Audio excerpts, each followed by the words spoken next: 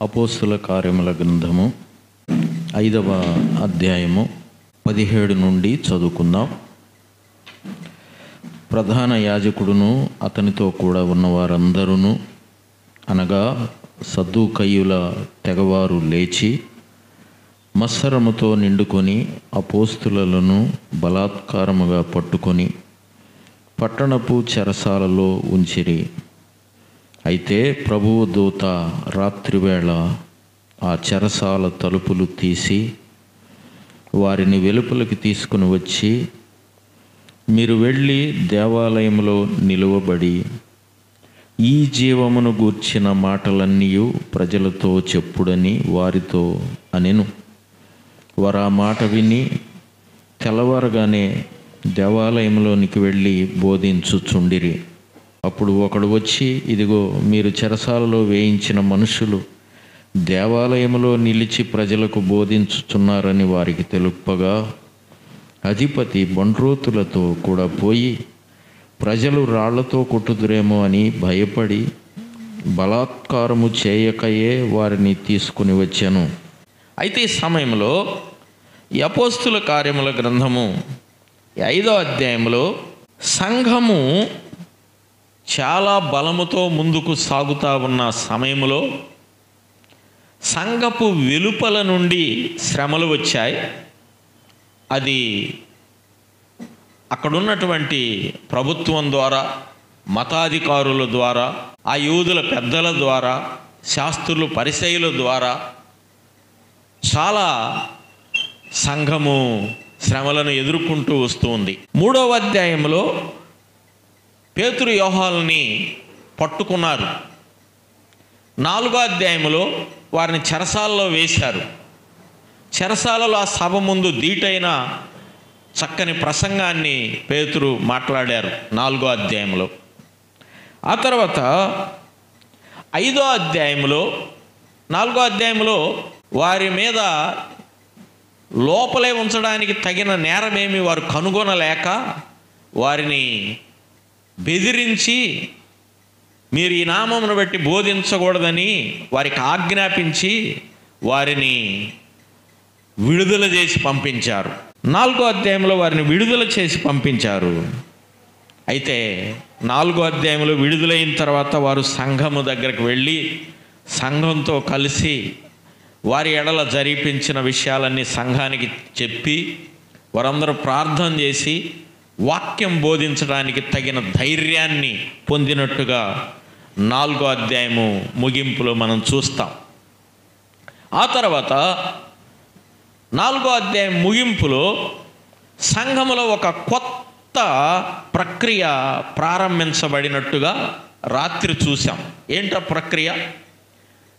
సంఘములో వారు కలిగి ఉన్న సంపదను తీసుకొచ్చి సమిష్టిగా ఉంచుకొని సమిష్టిగా జీవనం చేయడం 4వ అధ్యాయం ముగింపులో మనం చూస్తాం.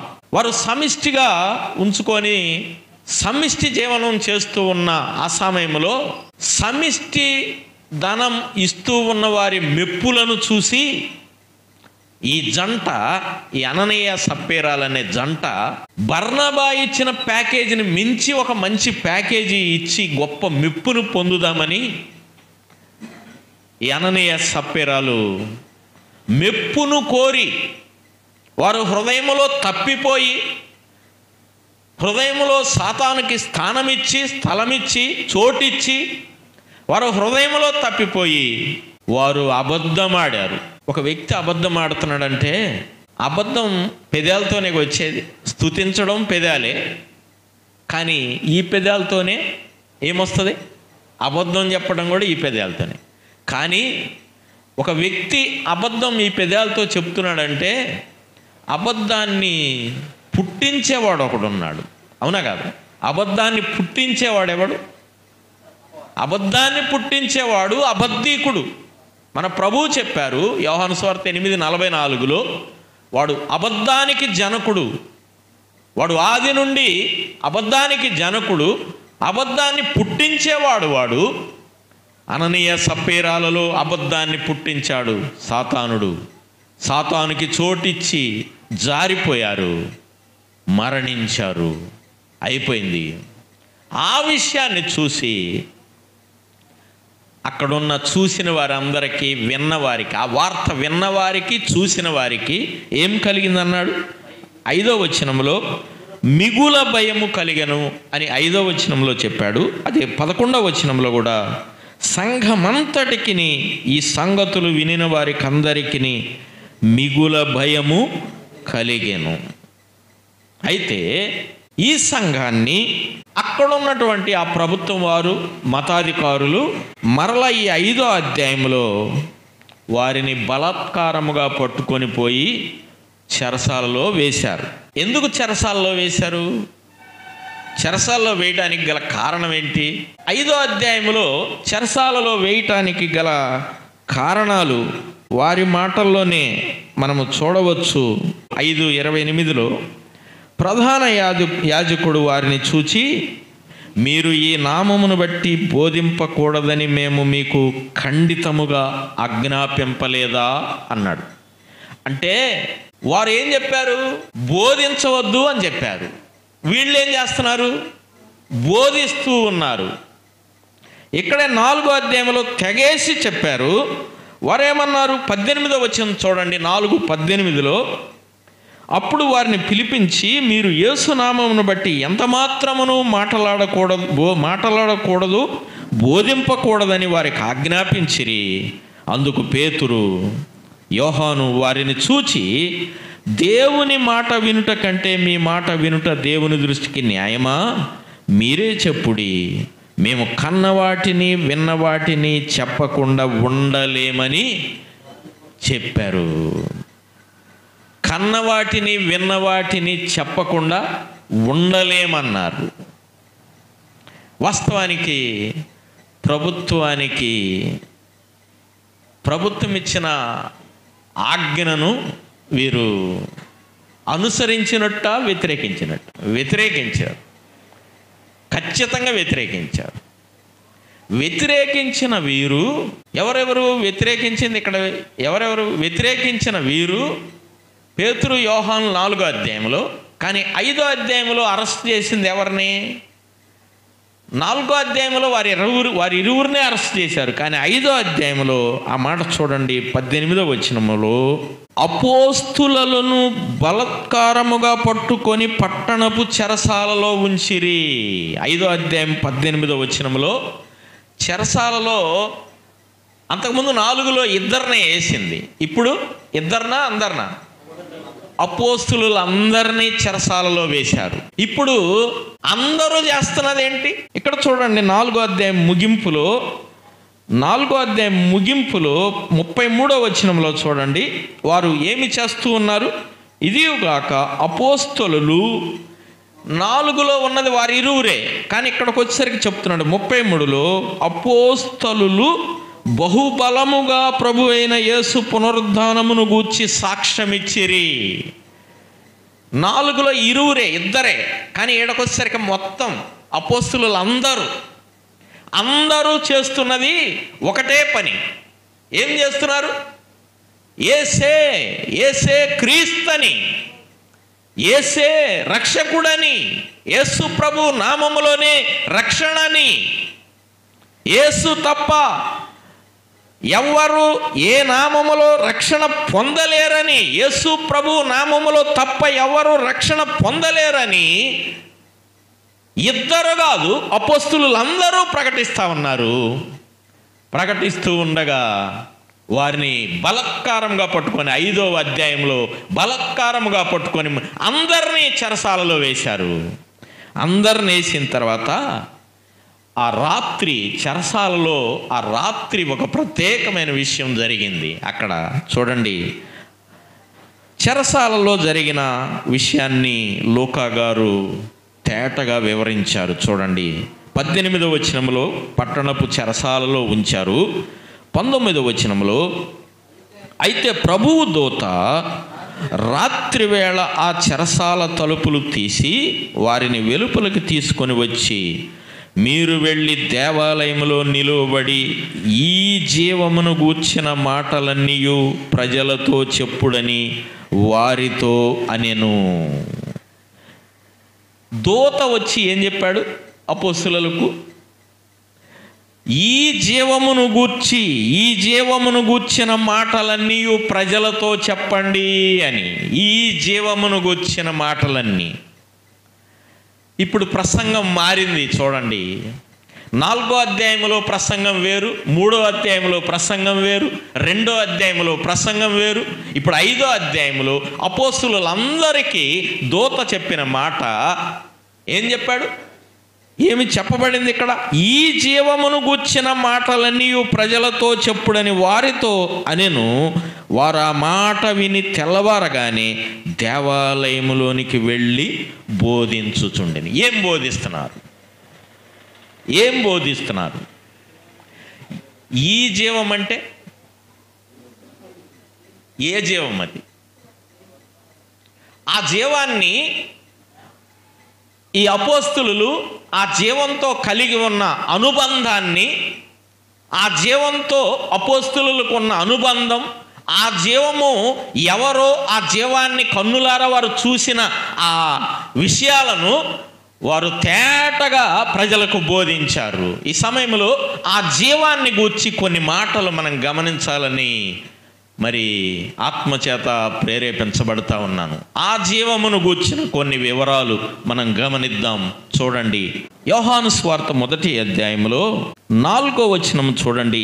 ఆయనలో జీవముండెను, ఆ జీవము మనుషులకు వెలుగై ఉండెను. ఆయనలో జీవముండెను, ఆ జీవము మనుషులకు వెలుగై ఉండెను. 4వ వచనములో 2 ఉండెను అనే పదాలు ఉన్నాయి. ఉండెను అన్నాయి, చేయబడ్డాయి కాదు. ఉండెను అంటే ఎప్పటి నుంచి ఉండెను? ఎలా ఉండెను? ఎవరన్నా ఉంచితే ఉన్నాయా? జీవాన్ని ఎవరు ఉంచలేదు. జీవము తనకు తానుగానే ఉన్నది. వెలుగుని ఎవరు ఉంచలేదు. వెలుగు తనకు తనుగానే ఉన్నది. ఆ వెలుగు మన ప్రభువే, ఆ జీవము మన ప్రభువే. యోహాను సువార్తలో ప్రభువే చెప్పారు, నేను లోకమునకు వెలుగై ఉన్నాను అన్నాడు. యోహాను సువార్త 14:6లో నేనే జీవమై ఉన్నాను అన్నాడు. అవును కదా? జీవం అంటే ఆయనే, వెలుగంటే ఆయనే. ఇప్పుడు దూత వీరితో ఏమని చెప్తున్నాడు? ఈ జీవమును గూర్చి అన్నాడు.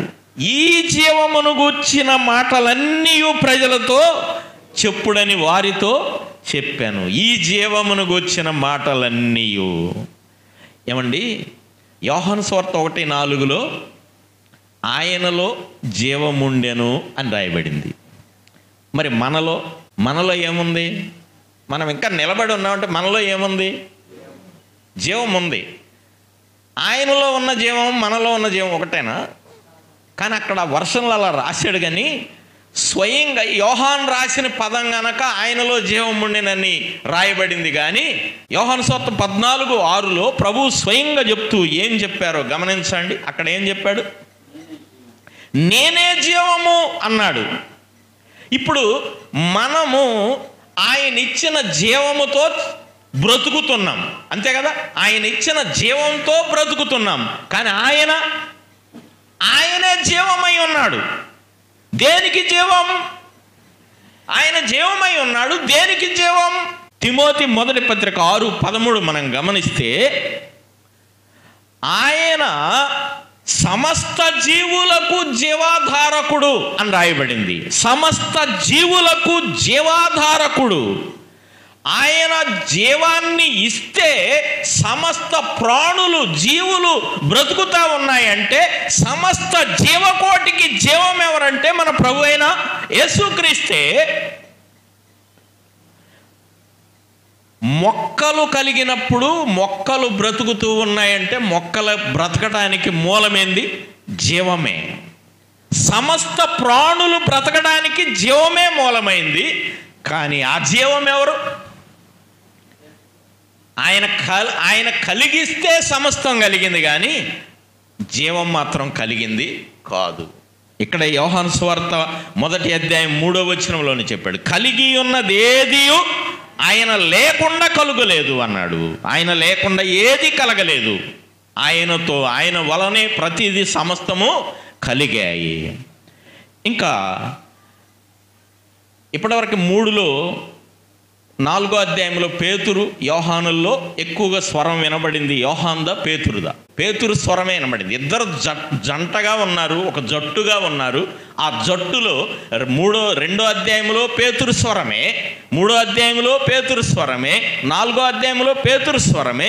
కానీ 5వ అధ్యాయంలో పేతురు స్వరం అని లేదు. కానీ నేను అనుకుంటున్నాను, ఈ జీవమును గూర్చిన మాటలన్నీ చెప్పమని దూత చెప్పినప్పుడు ఆ జీవాన్ని గూర్చి ఎక్కువగా రాసింది ఎవరని చూస్తే అది యోహాను మాత్రమే.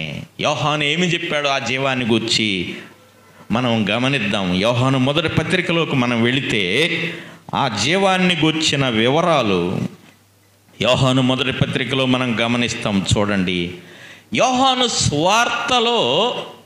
సువార్తలో ఉన్న ప్రారంభం అది దేవుని యొక్క ప్రారంభం. ఆదికాండం 1:1 యొక్క ప్రారంభం దేని ప్రారంభం? సృష్టిలో ప్రతి దాని ప్రారంభం ఆదికాండం 1:1. కానీ యోహాను సువార్త 1:1 ఆదికాండం 1:1 కన్నా ముందటి అధ్యాయం. అది అవునా కదా చెప్పండి? దేవుని ఉనికిని తెలియజేసేది యోహాను సువార్త 1:1లో. అది ఆదికాండం 1:1 కన్నా ముందటి అధ్యాయము. ఆదికాండం 1:1 సృష్టిలో సమస్తానికి ప్రారంభమైతే దేవుని ఉనికి తెలియజేసేది యోహాను సువార్త 1వ అధ్యాయం మొదటి 3 వచనాలైతే మరొక ప్రారంభం కూడా యేసు ప్రభువుతోనే ఉన్నది. మార్కు సువార్త 1:1 చూడండి. ఇవి తెలియడం అవసరమని నేను జ్ఞాపకం చేస్తున్నాను. మార్కు సువార్త 1:1లో మరొక ప్రారంభం చెప్పబడింది. ఏమిటా ప్రారంభం? యేసు దేవుని కుమారుడైన యేసు క్రీస్తు సువార్త ప్రారంభం అన్నాడు. ఇది గుర్తుపెట్టుకోవాలి. బోధించే సేవకులు కానీ విశ్వాసులు కానీ గుర్తుపెట్టుకోవాలి. 3 ప్రారంభాలు బైబిల్ ఇచ్చింది. 3 ప్రారంభాలు. ఆదికాండం 1:1 సమస్తము యొక్క ప్రారంభం, మన ప్రభువు యొక్క ఉనికిని తెలియజేసే యోహాను సువార్త 1వ అధ్యాయం మొదటి వచనాలు. కానీ ఈరోజు ప్రపంచమంతా వినబడుతున్న సువార్త ప్రారంభం ఎవరితో? ప్రభు అయిన యేసుక్రీస్తు వారితోనే ప్రారంభం. అయితే ఇప్పుడు ఆ జీవాన్ని గూర్చి యోహాను గారు తన పత్రికలో మొదటి పత్రికలో ఏం చెప్తున్నారో చూడండి. యోహాను సువార్తలో ఆదియందు వాక్యం ఉండెను, వాక్యము దేవుని యొద్ద ఉండెను, వాక్యము దేవుడై ఉండెనని అక్కడిచ్చిన రిపోర్టు. కానీ పత్రికలోకి వచ్చేసరికి ఏం చెప్పాడు చూడండి. జీవవాక్యమును గూర్చి, అసలు జీవవాక్యాన్ని గూర్చి నేను చెప్తున్నాను వినండి. జీవవాక్యమును గూర్చినది ఆది నుండి ఏది ఉండెనో. ఆది నుండి ఏది ఉండెను అంటే ఆది కాండంలో ఏది ఉంది? ఏది లేకముందు నుంచి ఉన్నాడు ఈయన. అసలు ఆది అంటే ఇక దానికంటే ముందు ఏది లేదని చెప్పాలి. ఆది అంటే దానికంటే ముందు ఏది లేదని చెప్పవచ్చు. ఆది యందు ఏది ఉండెనో, ఆది నుండి ఏది ఉండెనో, మేమేది వింటిమో అంటే ఆది నుంచి ఉన్నదాన్ని మేము విన్నామన్నాడు. నేను విన్నాను అనలా. అంటే అపోస్తులు అందరితో కలిపి చెప్పుతున్నట్టుగా లేదా ఆ మాట? మేమేది వింటిమో అంటే ఏమి విన్నారు వారు? 3.5 సంవత్సరాలు జీవమై ఉన్న ప్రభువు, వాక్యమై ఉన్న ప్రభువు, శరీరధారిగా ఉన్న యేసుక్రీస్తు ప్రభు వారితో కలిసి 3.5 సంవత్సరాల ఆయన జీవితంలో ఆయనతో కలిసి ఆయనతో తిన్నారు, ఆయనతో పడుకున్నారు.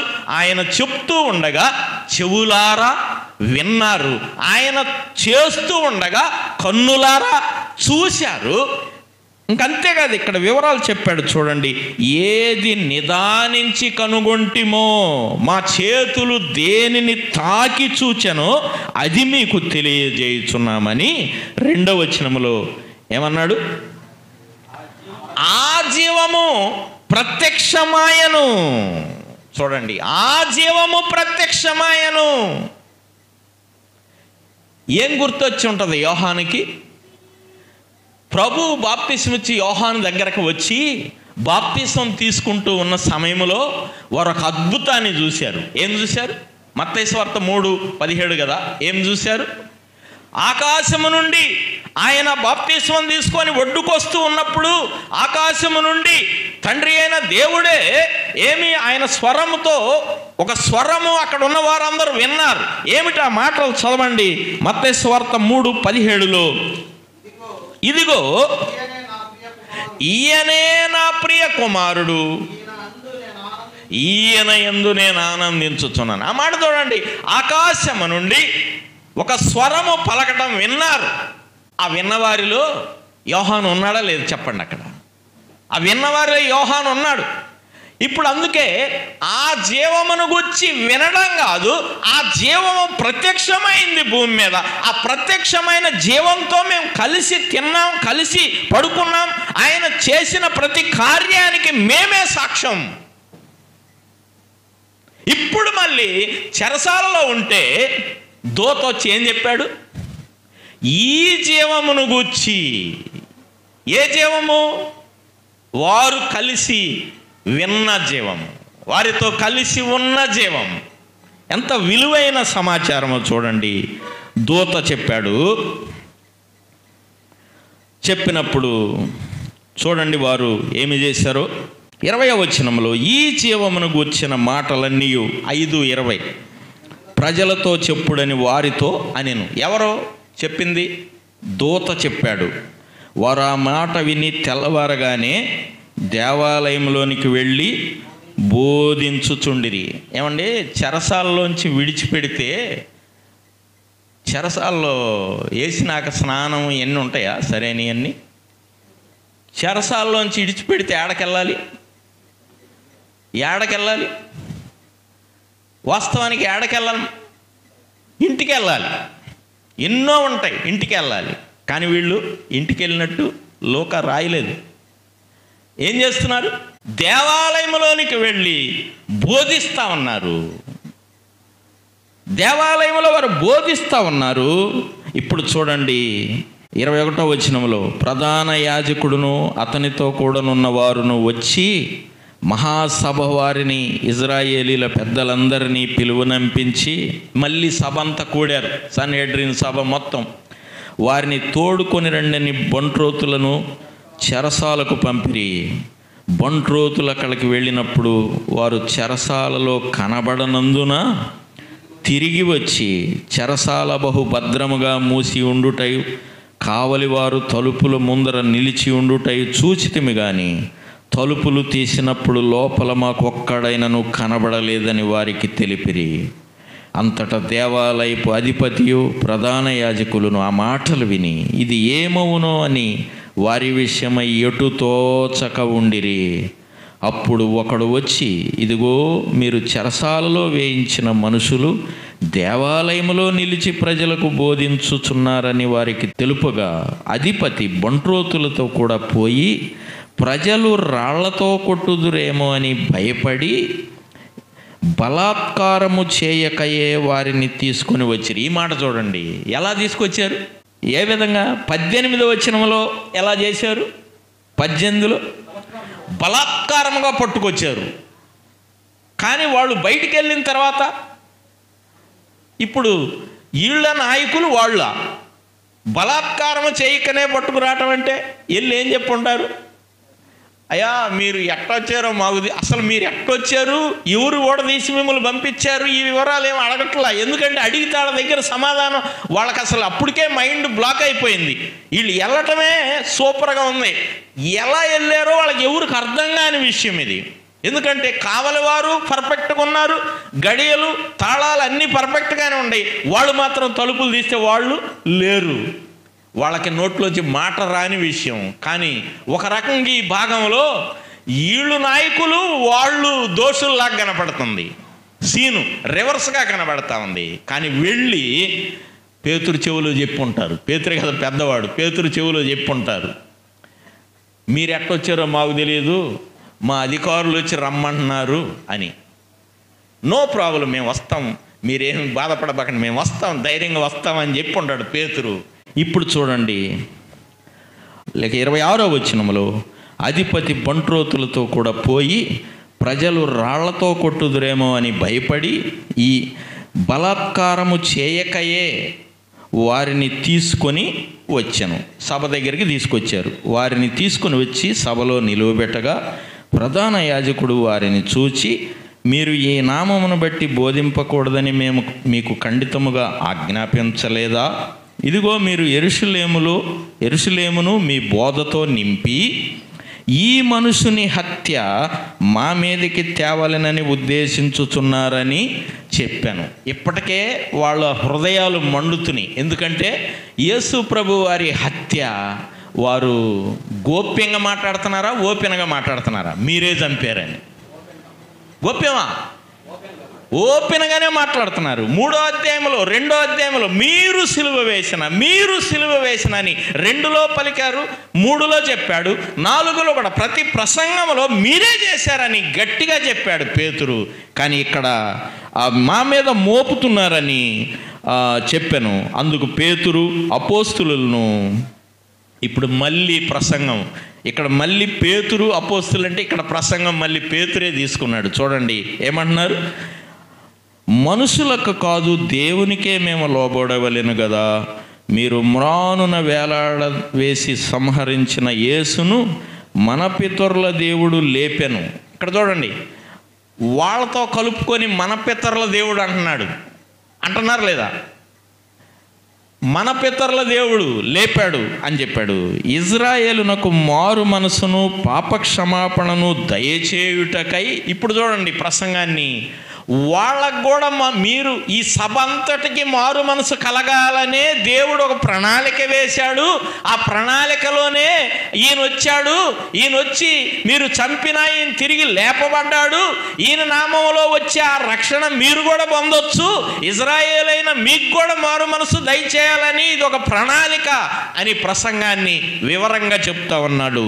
చూడండి ఇంకేమన్నాడు చూడండి, మేమును, ఇక్కడ చూడండి 32వ వచనంలో, మేమును దేవుడు తనకు విధేయులైన వారికి అనుగ్రహించిన పరిశుద్ధాత్మయు ఈ సంగతులకు సాక్షులమై ఉన్నామని చెప్పిరి. 2 సాక్ష్యాలు. ఎవరు? మేమంటే అపోస్తులందరూ సాక్ష్యము దానికి. రెండోది పరిశుద్ధాత్మ దేవుడు కూడా సాక్ష్యము. 2 సాక్ష్యాలు మేము చెప్తున్నామన్నాడు. ఇప్పుడు 33వ వచనంలో చూడండి, 33లో ఏం జరిగింది? వారు ఈ మాట విని అత్యాగ్రహము తెచ్చుకొని వీరిని చంప ఉద్దేశింపగా, సమస్త ప్రజల వలన ఘనత నొందిన వాడును ధర్మశాస్త్రోపదేశకుడైన గమలీయేలును ఒక పరిసయ్యుడు మహాసభలో లేచి, ఎవరైనా గమలీయేలు, ఎవరైనా ఈయనకి ఏమన్నా ఉందంటావా ప్రత్యేకత? ఈ గమలీయేలును గురించి కొన్ని వివరాలు మనకు తెలియాలి. తెలిస్తే చాలా అద్భుతంగా ఉంటుంది. ఈ గమలీయేలు అనే ఆయన ఈ సంగతులు జరుగుతున్న కాలంలో యెరూషలేములో యోధా జాతికి, యూదులకు ధర్మశాస్త్రం యొక్క వేద పాఠశాల ఉంది. యెరూషలేములో ఏముంది? వేద పాఠశాల ఉన్నది. ఆ వేద పాఠశాలలో యూదులు ధర్మశాస్త్రాన్ని నేర్చుకుంటారు. నేర్చుకుంటానికి నేర్పేవారు ఉంటారు కదా. నేర్పేవారిలో ఈ గమలీయేలు అన్న ఆయన ఒక ప్రొఫెసర్, ధర్మశాస్త్రం యొక్క ప్రొఫెసర్ గమలీయేలు.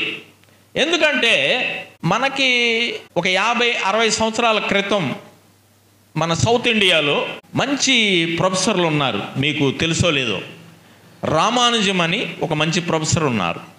ఆయన పేరు క్రైస్తవ లోకం తెలియని వారు ఎవరు ఉండరు. మంచి ప్రొఫెసర్లు. బ్లాంచెట్ దొరగారు ఉన్నారు.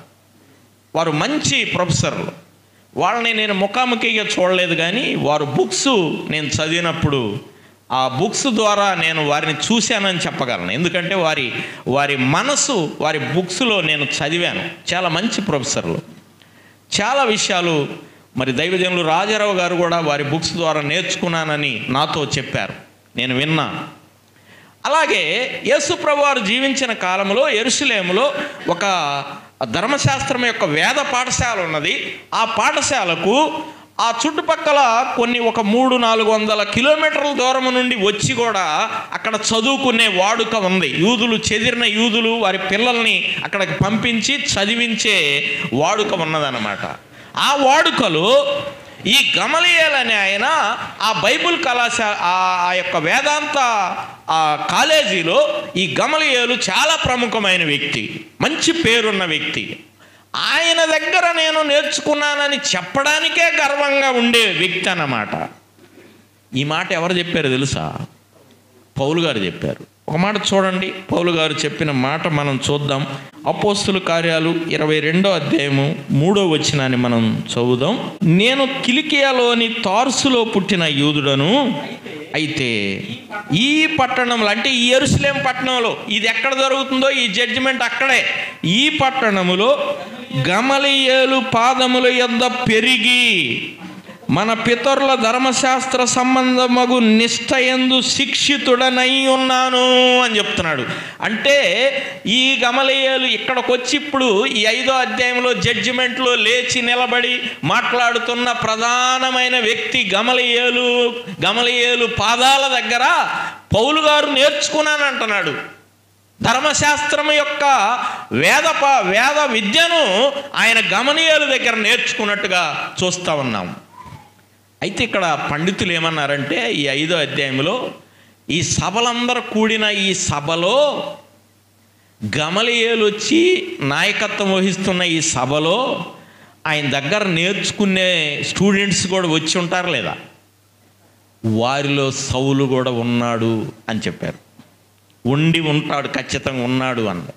మనం 7వ అధ్యాయంకి వెళ్తే ఖచ్చితంగా ఉన్నాడు అని మనం చూస్తాం తర్వాత 7వ అధ్యాయంలో. కానీ ఇప్పుడే అక్కడికి వెళ్ళొద్దు.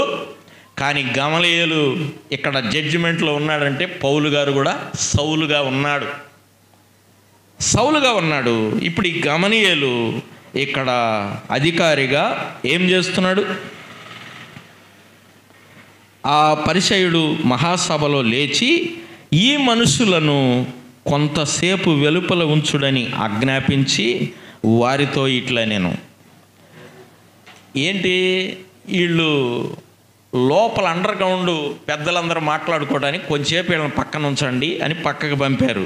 పంపిన తర్వాత ఇక వారు లోపల మాట్లాడుకుని, ఇజ్రాయేలీయులారా, ఈ మనుషుల విషయమై మీరేమి చేయబోతున్నారు? జాగ్రత్త సుమండి.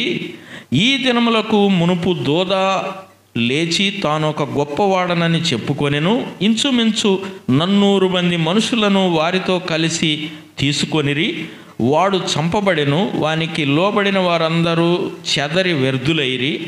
వానికి తరువాత జనసంఖ్య దినములలో గలిలయులైన యోధా అను ఒకడు వచ్చి ప్రజలను తనతో కూడా తిరుగుబాటు చేయ ప్రేరేపించను. వాడు కూడా నశించను. వానికి లోబడిన వారందరూ చెదిరిపోయిరి. కాబట్టి నేను మీతో చెప్పున్నదేమనగా, ఈ మనుషుల జోలికి పోక వారిని విడిచిపెట్టుడి. ఈ ఆలోచన అయినను ఈ కార్యమైనను మనుషుల వలన కలిగినది ఆయన, అది వ్యర్థమగును. దేవుని వలన కలిగినది ఆయన, మీరు వారిని వ్యర్థపరచలేరు. మీరు ఒకవేళ దేవునితో పోరాడువారగుదురు సుమి అని ఆ సభ వారిని హెచ్చరించాడు గమలీయేలు. మంచి సలహే, అవునా కాదా చెప్పండి? సలహా మంచిదే, కానీ వారు ప్రకటించిన ఆ జీవాన్ని గమలీయేలు నమ్మినవాడు కాడు. వారు ప్రకటించిన జీవమైన యేసుక్రీస్తు ప్రభువారిని నమ్మినవాడు మాత్రం కాదు. సబ్జెక్టు తెలుసు, ధర్మశాస్త్రం తెలుసు, కానీ ధర్మశాస్త్రము ద్వారా రక్షణ లేదనే సంగతి గమలీయేలుకి తెలియదు. అసలు ఈ చిక్కంత ఎందుకు వచ్చిందంటే, ఈ 2వ అధ్యాయములో జన్మించిన సంఘము ప్రపంచములో 3 జనాంగాలు, 3 జాతులు. ఇప్పుడు ప్రపంచంలో బైబిల్ చెప్తున్న 3 జనాంగాలు ప్రపంచంలో ఉంది. ఎవరాళ్ళు? 1 యూదులు, 2 అన్యులు, 3 సంఘం అండి. 1 యూదులు, 2 అన్యులు, 3 సంఘం. సంఘం అంటే ఎవరు? మీకు తెలియాలని అడుగుతున్నా. సంఘం అంటే ఎవరు? యూదులా అన్యులా? సంఘం అంటే యూదులా అన్యులా? చెప్పండి ఖచ్చితంగా. సంఘం అంటే యూదులా అన్యులా? మళ్ళీ అడుగుతున్నా, మళ్ళీ చెప్తున్నా. యూదులు ఉన్నారు, అన్యులు ఉన్నారు, సంఘం ఉంది. సంఘం అంటే యూదులా అన్యులా? అది చెప్పండి. అన్యులలో నుండైనా యూదులలో నుండైనా నమ్ముకొని కడుగబడిన వారు మాత్రమే సంఘం. అంతే తప్ప సంఘములోకి వచ్చిన తర్వాత నేను యూదుడిని అంటానికి వీల్లేదు, సంఘములోకి వచ్చిన తర్వాత నేను అన్యుణ్ణి అంటానికి వీల్లేదు. ఎందుకు వీల్లేదు? ఎఫెసీ పత్రిక 2వ అధ్యాయం మీరు చదువుకోండి ఇంటికి వెళ్ళి. 2వ అధ్యాయంలో చెప్పిన థీరీ అంతా ఏం చెప్పాడు? ఒక నూతన పురుషుణ్ణి సృష్టించి, 2వ అధ్యాయం యొక్క మూల అంశం ఏంటంటే ఆ 2వ అధ్యాయంలో ఒక నూతన పురుషుణ్ణి సృష్టించాడు దేవుడు. ఆ నూతన పురుషుడే సంఘం. యూదుడని అన్యుడని భేదము లేదు. వారి మధ్యలో ఉన్న గోడను పడగొట్టి ఉభయులను ఏకం చేశాడు. యూదుల్లో నుండైనా అన్యుల్లో నుండైనా నమ్మిన వారు సంఘము. ఇప్పుడు సంఘము, ఇప్పుడు యూదులకి మూలమేంటి? ఖచ్చితం ధర్మశాస్త్రం. యూదులకి మూలం, వాళ్ళ మాన్యువల్ ఏంది? ధర్మశాస్త్రం. మరి సంఘం యొక్క మాన్యువల్ యేసు ప్రభు అండి. ఇంకంతే, యేసు ప్రభు. ఇప్పుడు వాళ్ళ మాన్యువల్ని వదిలేసి యేసు ప్రభుని అంటే పైకి వీళ్ళేమంటున్నారు? ఈ యేసు ప్రభుని మీరే చంపారు, ఆయన లేచాడు, పునరుద్ధానుడై లేచాడు, మేమే సాక్ష్యం అంటున్నారు. ఇప్పుడు అలాగ మండిద్దా లేదా? అసలు వాస్తవం వీళ్ళు చెప్పే సత్యానికి మండకూడదు, కానీ వారు నమ్ముకోవాలి ప్రభువుని. కానీ దానికి భిన్నంగా వాళ్ళల్లో కలిగిన మార్పు అక్కడ చూడండి. వాళ్ళల్లో ఏమి కలిగిందో లూకా ఇక్కడ ఒక విలువైన పదాన్ని ఇచ్చాడు. చూడండి 33వ వచనం, 5:33లో ఏం చెప్పాడు? వారు ఈ మాట విని, ఏ మాట? పైన చెప్పాడు ఈ జీవాన్ని గురించి, యేసు ప్రభువులోనే పాప క్షమాపణని, ఇజ్రాయేలుకు మారు మనసు దొరుకుతుందని ఈ ప్రసంగ మూలం చెప్పినప్పుడు, ఆ మాటలు విన్నప్పుడు వాళ్ళకి హృదయ స్పందన పాజిటివ్గా ఉందా, నెగిటివ్గా ఉందా? ఇదే చూడండి, ఈ మాట చదవండి. వారు ఈ మాట విని అత్యాగ్రహము తెచ్చుకొని దగ్గర సంకేసి ఏం చెప్పాడు? నరకబడిన వారై, హృదయంలో నరకబడ్డారు. 2వ అధ్యాయం 37వ వచనంలో పేతురు ప్రసంగం చేస్తే ఎంతమంది? 3000 మంది పొడవబడ్డారు. పొడవబడడానికి నరకబడడానికి తేడా ఉందా లేదా? ఏంటి తేడా? ఆ రోజు ఉంది, ఈ రోజు కూడా అదే సేమ్ అలాగే ఉంది. పొడవబడేవారు ఉన్నారు, నరకబడేవారు ఉన్నారు. పొడవబడేవారు, నరకబడేవారు. పొడవబడిన వారేమో ఏమంటారు? మేమేం చేయాలయ్యా, ఆ రక్షణ పొందాలంటే మేము ఏం చేయాలయ్యా అంటారు. కానీ నరకబడేవారు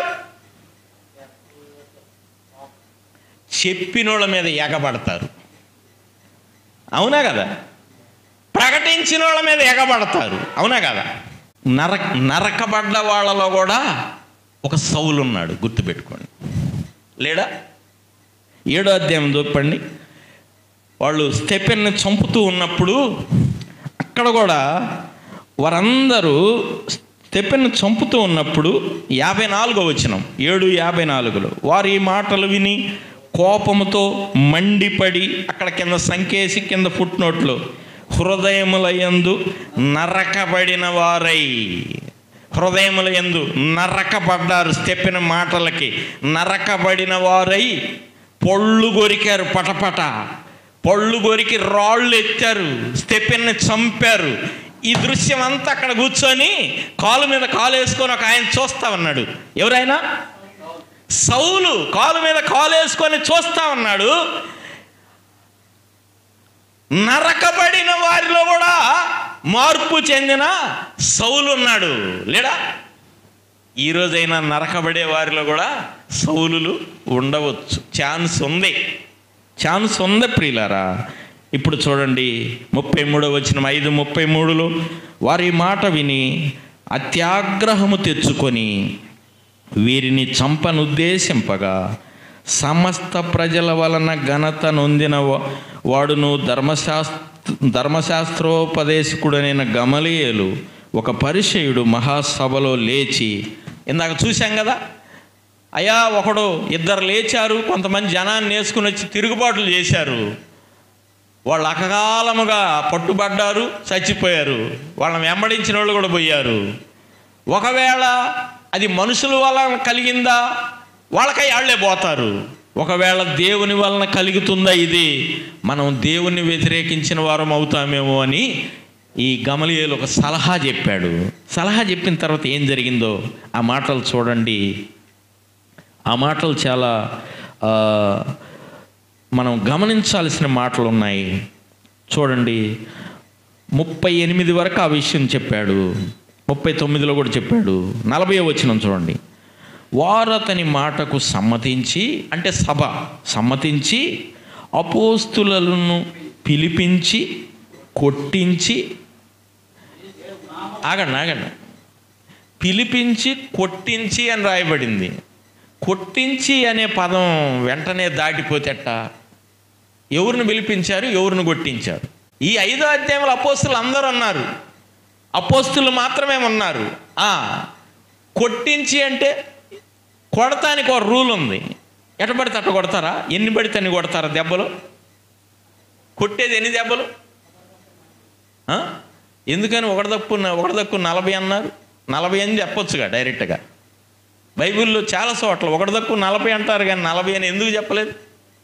ఎందుకంటే వాళ్ళ ధర్మశాస్త్రం మీద వాళ్ళకి ఎంత మమకారమో తెలియటానికి.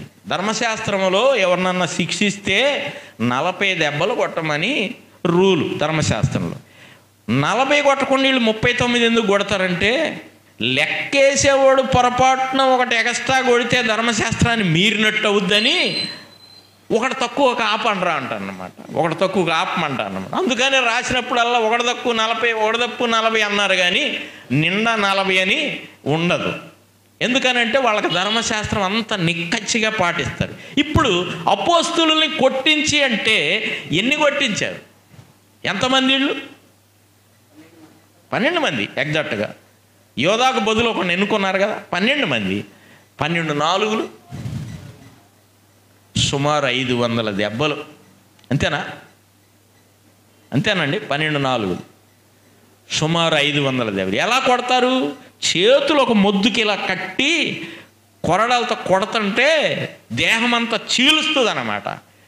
ప్రభువుని చేసినట్టుగానే వీళ్ళని 12 మందిని కొడితే ఆ దెబ్బలు కొట్టేటప్పుడు కొంతమందికి చేతులు కాళ్ళు ఇరిగిపోయే పరిస్థితి కూడా ఉంటుంది. కానీ అవన్నీ రాయబడలేదు, కానీ భక్తులు అవన్నీ వివరిస్తే, అవన్నీ చదివితే మైండ్ బ్లాక్ అయిపోయింది. ఆ దెబ్బలు తిని దెబ్బలతో వారు ఏం చేశారు చూడండి. 40వ వచనంలో వారు ఆ మాటకు సమ్మతించి అపోస్తులను పిలిపించి కొట్టించి యేసునామమును బట్టి బోధింపకూడదని ఆజ్ఞాపించి వారిని విడుదల చేసిరి. ఇప్పుడు చూడండి 41వ వచనంలో ఇక్కడ విలువైన మాట ఇచ్చాడు. ఏమంటున్నాడు? ఆ నామము కొరకు అవమానము పొందుటకు పాత్రులని ఎంచబడినందున వారు సంతోషించుచు మహాసభ ఎదుటి నుండి, అబ్బబ్బబ్బబ్బా, ఇన్ని దెబ్బలతో సంతోషంతో ఎట్టబోయారండి. ఎలా రాశాడు? సంతోషించుచు మహాసభల నుండి వెళ్ళిపోయారు. వెళ్ళిపోయి ఏం చేస్తున్నారు? 42లో ప్రతిదినము దేవాలయములోను ఇంటింటను మానక బోధించుచు, అమాట చూడండి, మానక బోధించుచు యేసే క్రీస్తని ప్రకటించుచుండిరి. ఇప్పుడు అసలైన విషయానికి వచ్చాం. అక్కడున్న ఆ సభ ప్రభుత్వమే కదా, వాళ్ళు ఏం చెప్పారు? బోధించొద్దన్నారు. వీళ్ళు ఏం చేస్తున్నారు? మరి ఇప్పుడు రివర్సే కదా. మరి ప్రభు ఏం చెప్పాడు? కొన్ని బైబిల్ ఏం చెప్తుంది? ప్రభుత్వానికి ఎదురు తిరగమంటుందా? ఏం చెప్తుంది? అసలు ఈ బోధకులు, ఈ పేతురు, పౌలు వీళ్ళు రాసిన పుస్తకాలు ఉన్నాయి కదా, వీళ్ళు ఏం చెప్తున్నారు, ఈ విషయాలు కొన్ని మనం గమనిద్దాం. చూడండి, రోమాపత్రిక 13వ అధ్యాయము 1 నుండి. ప్రతివాడును పై అధికారులకు లోబడి ఉండవలెను, ఎలయనగా దేవుని వలన కలిగినది తప్ప మరి ఏ అధికారమును లేదు. అంటే ఇప్పుడున్న అధికారం దేవుని వలన కలిగిందంటారా కాదంటారా? ఉన్న అధికారములు దేవుని వల్లనే నియమింపబడి ఉన్నవి. కాబట్టి అధికారమును ఎదిరించువాడు దేవుని నియమమును ఎదిరించుచున్నాడు. మనస్సాక్షిని బట్టి లోబడి ఉండుట ఆవశ్యకము. ఈ మాట గమనించాలి. లోబడి ఉండాల్సిన విషయాలు ఏంటి, లోబడకుండా ఉండాల్సిన విషయాలు ఏంటి, ఇది మనకు కొద్దిగా తెలియటం అవసరం అంటారా వద్దా? ఏట్లో లోబడాలి, ఏట్లో లోబడకూడదు. ఇక్కడ చూడండి 6వ వచనం చూడండి. ఏలయనగా వారు దేవుని సేవకులై ఉండి ఎల్లప్పుడూ ఈ సేవ యందే పని కలిగి ఉన్నారు అధికారులు. అందుకే కదా మీరు పన్ను కూడా చెల్లించుతున్నారు. అంటే పన్ను కట్టాలా వద్దా? ఎవరు చెప్పారు కట్టమని? దేవుని గ్రంథం వాక్యం చెప్తుంది పన్ను కట్టాలి, పన్ను కట్టి తీరాల్సిందే. యేసు ప్రభువారు అప్పుడు యూదులకి ఒక మనిషికి కూడా పన్ను ఉంటుంది. యూదులు ప్రతి సంవత్సరం పన్ను కట్టాలి ప్రతి మనిషికి. యేసు ప్రభువారికి పన్ను కడతానికి కూడా డబ్బులు లేవు. పన్ను కట్టాల్సిన పరిస్థితి వచ్చినప్పుడు పేతురుతో చెప్తాడు, నువ్వు వెళ్ళి ఒక గాలం వేయి, ఒక చేప పడిద్ది, ఆ చేప నోట్లో ఒక షెకేం ఉంటుంది, నీకు ఒక అరషెకేము నాకు ఒక అరషెకేము కట్టమని చెప్పాడు. ప్రభువు కూడా పన్ను కట్టాడు. పన్ను కట్టాలా వద్దా, ఈయన పన్ను కట్టొద్దు అంటున్నాడని ఈయన మీద వ్యతిరేకత తెద్దామని అనుకున్నారు. కానీ వాళ్ళ ముందు ప్రభు ఏం చెప్పాడు, ఒక కాయను నాకు ఇవ్వమన్నాడు, ఇచ్చారు. ఈ కాయన మీద ఎవరు బొమ్మ ఉంది అన్నారు, కైసర బొమ్మ ఉంది అన్నారు. కైసరే కైసరకి ఇవ్వండి, దేవునికి ఇవ్వండి అన్నారు. వాదన లేకుండా అంతా సైలెంట్ అయిపోయారు. ప్రభు ఎక్కడ కూడా వాదోపవాదాలు చేయలేదు, కానీ చెప్పాడు పన్ను కట్టాలి, కట్టడమే. కానీ పైన ఇక్కడ 5వ వచనంలో చూడండి ఏమన్నాడు, ఆగ్రహ భయమును బట్టి మాత్రము కాక మనస్సాక్షిని బట్టి లోబడి ఉండుట ఆవశ్యకము. మనస్సాక్షిని బట్టి లోబడి ఉండాలి. ఇప్పుడు ప్రభుని సువార్త ప్రకటించమని ప్రభు చెప్పాడా లేదా? ఎక్కడ చెప్పాడు? మార్కు సువార్త 16:15 చెప్పాడుగా, మీరు సర్వ సృష్టికి వెళ్ళి సువార్త ప్రకటించమని ప్రభు చెప్పాడు. వాళ్ళు ఏమన్నారు? అధికారులు ఏమన్నారు? మన దేశపు అధికారులు కాదు, యోధా దేశపు అధికారులు ఏమన్నారు? ఈ నామమును బట్టి మీరు బోధించకూడదు అన్నారు. వీళ్ళు ఏమన్నారు? మేము బోధించకుండా ఉండలేమన్నారు. ఇక దీనిలో రాజీయే లేదు. ఎందుకంటే అసలు చేయాల్సినంత చేసి ప్రభు వెళ్ళిపోతే మనం కేవలం ఆయన చేసిన కార్యాన్ని ప్రకటించడమేగా. మనమేమన్నా రక్తం చిందించే పనా? మనమేమన్నా ప్రాణం పెట్టే పనా? ప్రాణం పెట్టినవాడు ప్రాణం పెట్టాడు, రక్తం చిందించినవాడు రక్తం చిందించాడు. మనం కేవలం ఆయన చేసిన కార్యాన్ని, ఆ శిలువ కార్యాన్ని లోకములో ప్రకటించి పాపి అయిన మానవుడు పరిశుద్ధుడైన యేసు ప్రభు వారు చేసిన కల్వరి శిలువ యాగములో ఆయన కార్చిన రక్తములో ప్రతి పాపాన్ని కడుగుతాడు అనే ఆ సత్యాన్ని, ఆ సువార్తను ఆనాటి నుండి ప్రకటిస్తూ ఉన్న ఆ సువార్త ఈరోజు కూడా ప్రకటించమని చెప్పాడు, ప్రకటిస్తున్నాం అంతే. విన్నవారికి విశ్వాసం కలుగుద్ది, వినకుండా త్రోసివేస్తే ఏమవుతాడు? పాతాళమే ఖాయం. ఈ వార్త చెప్పాలా వద్దా చెప్పండి. వాస్తవంగా ఒక బైక్ మీద వెళ్ళేవాడు స్టాండ్ తీయకుండా వెళ్తుంటే పక్కన వేరే బైకుల మీద పోయేవాళ్ళు స్టాండ్ తీయలేదని చెబుతారా లేదా? ఆపేనా? నాకెందుకు చెబుతావురా అని అంటే కుదిరిద్దా? నాకెందుకు చెబుతావు, నువ్వెవరు అసలు అంటే కుదిరిద్దా? నేను చూశాను, అది గబక్కన సైడ్ అయితే రోడ్డు అంచులో తగిలితే పడిపోతావు, నువ్వు పడిపోతావు, ప్రమాదం ఉందని చెప్పాల్సిన అవసరం ఉంది వెనక చూసినోడు. నువ్వెందుకు చెప్తావంటే కుదిరిద్దా? దానికే అంత అయితే అసలు ఇదో ఈ సువార్త చెప్పాలా వద్దా? ఒక్క చోట కాదు కదండి, ప్రపంచమంతా ప్రకటించబడతా ఉంది. ఇంకా చెప్పారు చూడండి పౌలు గారు, అధికారుల కోసం ఏం చేయమన్నారో కొన్ని విషయాలు చూడండి. తిమోతికి రాసిన మొదటి పత్రిక 2వ అధ్యాయంలో మొదటి 2 వచనాల్లో ఏం చెప్పాడు? ఇందాక రోమాపత్రిక 13లో ఏర్పరచబడిన ప్రభుత్వాలన్నీ ఆయన మూలంగానే కలిగినాయి అని చూసాం. ప్రభుత్వాలకు పన్ను కట్టాలి, ప్రభుత్వాలకి లోబడి జీవించాలని దైవ గ్రంథంలో తేటగా ఉంది, ఏమనుమానం లేదు. దైవ గ్రంథం ప్రభుత్వానికి వ్యతిరేకమేమి కాదు. రెండోది, తిమోతి పత్రిక 2వ అధ్యాయం మొదటి 2 వచనాలు ఏమన్నాడు? మనుషులందరి కొరకు, రాజుల కొరకు, అధికారుల కొరకు ప్రార్థన చేయాలని మా బైబిల్ గ్రంథంలో రాయబడి ఉన్నది. ప్రియ సోదరి సోదరులారా, తెలుసుకోండి. మీరు విన్నా వినకపోయినా మీకోసం, మీ క్షేమం కోసం ప్రార్థన చేయమని మా దేవుడు రాయించి మాకు ఇచ్చిన గ్రంథంలో మేము చదువుకుంటున్నాం. మేము మీకోసం ప్రార్థన చేస్తున్నాం. మేము చేయటమే కాదు, మా తర్వాత తరానికి నేర్పుతున్నాం. లోకమంతా నిద్రపోతూ ఉండగా లోకము కొరకు ప్రభువు 33.5 సంవత్సరాలు భూమి మీద ఉన్నప్పుడు లోకమంతా నిద్రిస్తూ ఉండగా ఆయన రాత్రి వేళ కొండకు వెళ్ళి ప్రార్థన చేసి శిష్యులకు నేర్పాడు. నేర్పిన వాటిని నేడు దైవ గ్రంథముగా వ్రాయబడి నేడు ప్రపంచమంతా ప్రకటించబడుతూ ఉండగా దైవ గ్రంథములో సర్వ మానవాళి కొరకు, రాజుల కొరకు, అధికారుల కొరకు ప్రార్థన చేయమని దైవ గ్రంథములో వ్రాయబడింది. మేము చేస్తున్నాం. పేతురు పత్రికలో కూడా పేతురు చెప్పాడు చూడండి, 2వ అధ్యాయంలో. మేము చెప్పకుండా ఉండలేమని 5వ అధ్యాయంలో చెప్పిన పేతురే తన పత్రికలో ఏమి రాశాడో మనం చూద్దాం. 2వ అధ్యాయం 13వ వచనం నుండి గమనిద్దాం. మనుషులు నియమించు ప్రతి కట్టడకును, అది మనుషులు నియమించు ప్రతి కట్టడకు ప్రభువు నిమిత్తము లోబడి ఉండండి అన్నాడు. ఇంకా ఏమన్నాడు? రాజు అందరికీ అధిపతి అనియు, నాయకులు దుర్మార్గులకు ప్రతిదండన చేయుటకును, సన్మార్గులకు మెప్పు కలుగుటకును రాజు వలన పంపబడిన వారనియు వారికి లోబడి ఉండుడి.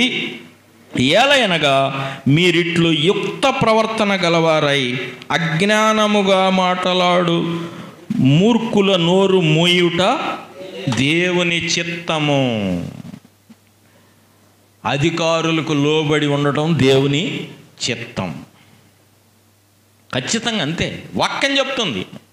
అందుకే కదా మనము ఏదన్నా మన మీదకు వచ్చినప్పుడు మనం కోర్టుని ఆశ్రయిస్తున్నాం, అవునా కదా? ఎందుకు? కోర్టులు ఉన్నాయి, చట్టం ఉంది, ప్రతి దేశంలో ఉంది చట్టం. ఎందుకంటే వాటిని దేవుని ప్రణాళికలో ఏర్పాటు చేశాడు దేవుడే. అందుకే మనము కావలసిన వాటిని కోర్టుల ద్వారా తేల్చుకుంటూ ఉన్నాం. అందుకే తేటగా ఈయన కూడా లోబడి ఉండడం ప్రభుత్వాలకి దేవుని చిత్తమని పేతురు చెప్పాడు. మరి పేతురు పత్రికలో లోబడి ఉండటం చిత్తమని చెప్పి మరి 5వ అధ్యాయంలో ఏమని చెప్తున్నాడు? 4వ అధ్యాయంలో చెప్పిన మాట 20వ వచనం చూడండి. మేము కన్నవాటిని విన్నవాటిని చెప్పక ఉండలేమని చెప్పాడు. వాళ్ళేమో చెప్పొద్దు అన్నారు, మేము చెప్పకుండా ఉండలేమన్నాడు. 4వ అధ్యాయంలో తెగేసి చెప్పాడు, చెప్పకుండా ఉండలేమన్నాడు. 5వ అధ్యాయంలో అలా చెప్పకుండా ఇంకొక మాట చెప్పాడు. 41వ వచనం చూడండి. ఆ నామము కొరకు అవమానము పొందుటకు పాత్రులని ఎంచబడినందున. అంటే చూడండి, ఆయన తన్ను తాను దేనికి అప్పగించుకున్నాడు? అవమానానికి అప్పగించుకున్నాడండి. అంతేక అవమానమైన దెబ్బలైనా, ఆ పై వచనములో దెబ్బలు కొట్టి కదా వాళ్ళని విడిచిపెట్టారు. దెబ్బలకు అప్పగించుకున్నాడా లేదా? దెబ్బలకు అప్పగించుకున్నాడు. ఆయన పత్రికలో ఎక్కడ నేర్చుకున్నాడు ఈ పాఠం? అవమానానికి అప్పగించుకునే పాఠం ఎక్కడ నేర్చుకున్నాడు పేతురు? తన పత్రికలో 2వ అధ్యాయములో తనను తాను మాదిరిగా చెప్పలేదు. ఒకసారి చూద్దాం రండి. పేతురు పత్రిక, మొదటి పత్రిక 2వ అధ్యాయంలో ఆయన ఎవరిని మాదిరిగా ఎంచుకున్నాడో పేతురు తనని తాను మాదిరిగా చెప్పుకోలేదు, చెప్పుకునే ధైర్యం లేదు పేతురుకి. ప్రభువునే ఒక ఎగ్జాంపుల్, మాదిరిగా, మోడల్గా చెప్పాడు. చూడండి ఏమన్నాడు? 21వ వచనం, క్రీస్తు కూడా మీ కొరకు బాధపడి, మీరంటే మనము తన అడుగు జాడల యందు నడుచుకొనున్నట్లు మనకు మాదిరి ఉంచిపోయాడు. ఏమిటో ఆ మాదిరి? కింద 22వ వచనంలో, ఆయన పాపము చెయ్యలేదు, ఆయన నోట ఏ కపటమును చెయ్యలేదు, కనబడలేదంటే ఏం విట్నెస్ అది? చేయలేదంటే దాని వెనకాల చెప్పండి. చేయలేదంటే ఈయన 3.5 ఏళ్ళు ఉన్నాడు కదా, 3.5 ఏళ్ళలో నా కళ్ళతో నేను చూడలేదయ్యా. చేయలేదని చెబుతున్నాడంటే నా కళ్ళతో నేను చూడలేదయ్యా. ఇంకా రెండోది కనబడలేదు అన్నాడంటే ఈయన పరిశీలన చేసి చూడగా 3.5 ఏళ్ళు పరీక్షగా అసలు చాలా డీప్గా పరిష్కరించి చూసినా కూడా అసలు కనబడలేదని చెప్తున్నాడు. చెయ్యలేదు, కనబడలేదు. ఇంకా ఆయన దూషింపబడి ఇది తీసుకున్నాడండి. అందుకే 5:41లో ఇది ఎంచుకోవడానికి కారణం అదే. ఈయన దూషింపబడి బదులు దూషింపలేదు. ఎందుకని? దూషించిన వానిని బదులు దూషింపలేదు. అక్కడ ఒక మాట ఉంది, మళ్ళీ చదవండి. దూషింపలేదు, ఆయన శ్రమ పెట్టబడి, ఈ మాట చూడండి, శ్రమ పెట్టబడి బెదిరింపక. ఎందుకు ఈ మాట రాశాడు? పేతురు మాత్రమే ఈ మాట రాయగలడు, ఇంకెవరు రాయలేరు. ఎందుకు? శ్రమ పెట్టబడి బెదిరించకంటే ఆయన్ని కొరడాలతో కొడుతుంటే, వీపిట్ట చీల్చబడుతుంటే బెదిరించే సామర్థ్యం యేసుప్రభుకు ఉందా లేదా? ఏ కోణంలో చెప్పండి. ఆయన బెదిరించాలంటే ఏం చేయొచ్చు చెప్పండి? ఎంత పెద్ద సీన్ క్రియేట్ చేయవసరంలా. ఏం చేయొచ్చు మీరు చెప్పండి? ఏం అవసరం లేదు. చెయ్యట్టు ఎత్తితే సముద్రం ఆగిపోయిందా లేదా? నోరు తెరిచి పిలిస్తే ఈయనని శవం కూడా లేచి బయటకు వచ్చింది. శవం వింటదా? సమాధిలో శవం ఉందా? లాజరు ఉండడా? శవం వింటదా? లాజరు రమ్మంటే శవం వింటదా? నోట్లో నుంచి జారిన జీవతరంగాలు గాలిలో వెళ్ళి శవాన్ని తాకితే శవం బయటకు వచ్చింది. అది ఏంటది? నోట్లో నుంచి ఆయన పిలిస్తే, పేరు పెట్టి పిలిచాడు గనక లాజరే వచ్చాడు. పేరు గనక పెట్టకపోతే కన్ఫ్యూజ్ అయ్యి అక్కడున్న సమాధిలో మొత్తం వచ్చేవాళ్ళు అన్నారు ఒక భక్తుడు. ఎందుకంటే ఆయన పవర్ ఆఫ్ గాడ్, ఆయన జీవమై ఉన్నాడు, జీవాధిపతి అని 3వ అధ్యాయంలో చెప్పాడు పేతురు. అందుకే ఆయన గూర్చి ఆయన హై విట్నెస్ తన పత్రికలో 2వ అధ్యాయంలో చెప్తున్నాడు. ఆ కొట్టేవారి దగ్గర ఆయన శ్రమ పెట్టబడి బెదిరించకంటే, బెదిరించే సామర్థ్యం ఆయనకు ఉందా లేదా? ఒక్కసారి వాడు ఇంకా కొద్దిగా ఉరిని చూస్తే మాడిపోయేవాళ్ళు కొట్టేవాళ్ళు, కానీ బెదిరించాలా. ఎలా ఉన్నాడు? బెదిరించకుండా ఎలా ఉండి ఉంటాడు? పేతురు చూసిన అనుభవం కాదా? చూసిన అనుభవం కాదా? నీడలో దూరంగా నిల్చొని చూస్తున్నాడు. కావాలంటే మీరు లోకస్వార్త ఎండింగ్ అధ్యాయంలో చూడండి. యోహాన్ అయితే డైరెక్ట్గా ఎమ్మటెమ్మటే పోయి చూశాడు, కానీ పేతురు చెవి నరికాడుగా, ఎమ్మట పోతే ఏడబొట్టుకుంటారనని నీడలు దాక్కుంటా దూరంగా చూస్తున్నాడు. కానీ చూశాడు కాబట్టే ఈ విషయాలు రాశాడు. వారు శ్రమ పెట్టడం అంటే ఎంత భయంకరమైన శ్రమ, హింస పెట్టారు ప్రభువుని. శ్రమ పెట్టేటప్పుడు బెదిరించలేదు ప్రభు. బెదిరించే సామర్థ్యం ఉన్నా ఇంకేమన్నాడు? ఇక్కడ ఎవరికి అప్పగించుకున్నాడు అన్నాడు? రోమ సైన్యాధికారులు కాదు, అసలు దేవునికే అప్పగించుకున్నాడు అన్నాడు. న్యాయముగా తీర్పు తీర్చు దేవునికి తన్ను తాను అప్పగించుకున్నాడు. ఎందుకో తెలుసా? నిన్ను నన్ను తీర్పు నుండి తప్పించడానికి, మనము తీర్పు నుండి తప్పించబడడానికి న్యాయాధిపతి అయిన దేవునికి తన్ను తాను అప్పగించుకున్నాడు. ఏ పాపము లేనివాడు, ఏ దోషము లేని ప్రియ ప్రభువు నీ కోసం నా కోసం తన్ను తాను తండ్రి అయిన దేవునికి అప్పగించుకున్నాడు. అపోస్తలులు ఏమెన్నుకున్నారంటే వారు అవమానము పొందడానికి పాత్రులని ఎన్నుకున్నారు. ఆది సంఘం ఆ విధంగా అడుగులు వేసింది. ప్రియ సోదరి సోదరులారా, సంఘానికి ప్రభువుతోనే కీడిపోయింది. సాతాను చర్యలు ప్రభువుతోనే ఆగిపోయినాయి అనుకుంటే ఆగిపోలేదు. సంఘాన్ని కూడా సాతానుడు హింసిస్తానే, సంఘాన్ని ఏదో రకంగా సంఘాన్ని వాడు సమస్యల్లో ఇరికిస్తానే ఉన్నాడు. ఒక్క మాట చూడండి మనందరి కోసం, పేతురు మొదటి పత్రికలో 5:8 చూడండి. పేతురు మొదటి పత్రిక 5:8లో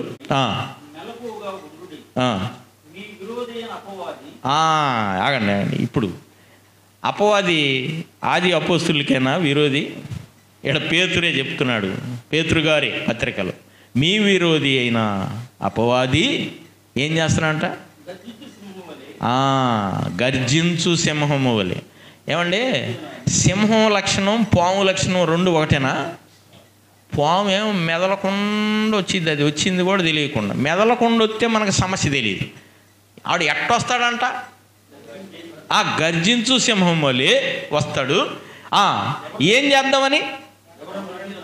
మింగేది ఎవరిని? విశ్వాసులనా అవిశ్వాసులనా?